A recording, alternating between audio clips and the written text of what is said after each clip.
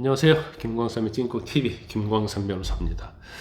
드디어 윤 대통령하고 한동훈 대표가 드디어 오늘 4시 반에 만나긴 하네요.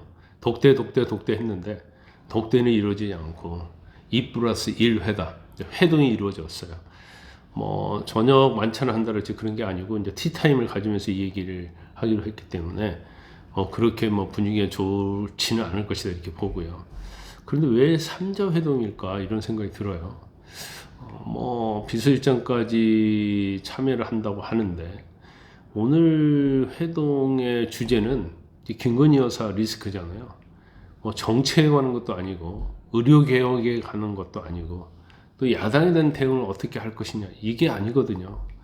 그러면 대통령 영부인에 대한 내밀한 어떤 위험성, 리스크에 대해서 얘기하는 거기 때문에 서로 솔직히 얘기하고 어떻게 대응할 것인가, 솔루션이 뭔가 그런 얘기할 자리니까 제가 볼 때는 독대를 했으면 좋겠는데 결국 용산에서 독대를 하지 않는다고 하니까 한동훈 대표도 이제 어쩔 수 없이 그냥 회동을 받아들였고 저쪽에서는 정진석 비서실장을 대동한다는 거 아니에요. 그러면 이쪽에서도 대표 비서실장이 이제 박정화 의원이 가는 게 맞잖아요.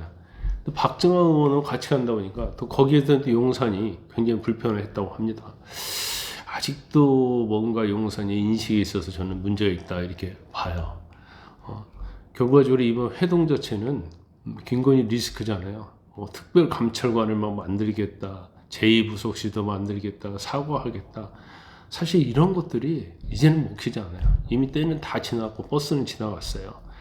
거기다 대고 오늘 만나면 뭐 의료 개혁이랄지 4대 개혁 완성이랄지 이런 얘기를 하겠다는 거랄지 이렇게 얘기하는데 국민들이 전혀 이제 요즘 관심 없습니다. 개혁에 대해서. 왜냐면 김건희 여사 리스크가 다 블랙홀로 가고 있기 때문에 그거에 관심이 있지. 윤 대통령이 뭐 체코 가서 원전 수주하고 동남아 가지고 해외 순방 성과에 있고 이런 것들이 지금 하나도 먹히지 않아요.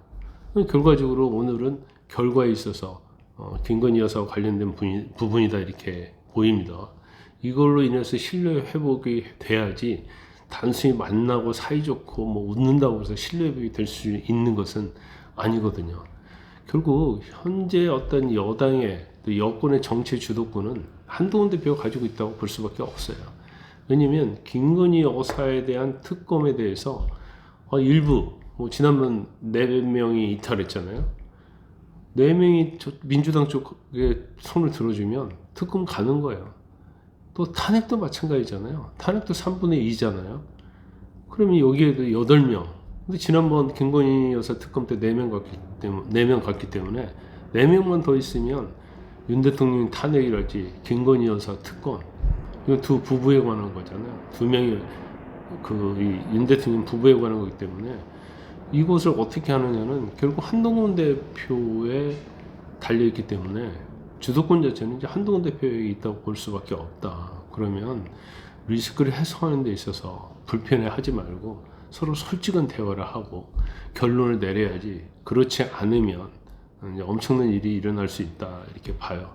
결국 변화와 혁신이라는 것이 굉장히 아이러니컬하게도 김건희 여사 리스크를 제거하는 것이 돼버렸다는 거고, 제가 뭐 이전에 업로드 영상에서 말했듯이 11월에 이재명 대표에 대한 선고가 있잖아요. 11월 15일, 11월 25일인가요? 그 다음에 뭐 김혜경 여사의 법과 사건, 그리고 이화영에 대한 선고, 뭐 이런 뭐 굵직굵직한 선고, 사법 리스크가 쭉 올 거예요. 그런데 지금 뭐 김건희 여사 리스크를 해소하지 않으면 아무리 실형을 받고 유죄 판결을 받아도 민주당의 이재명은 건재할 수밖에 없거든요.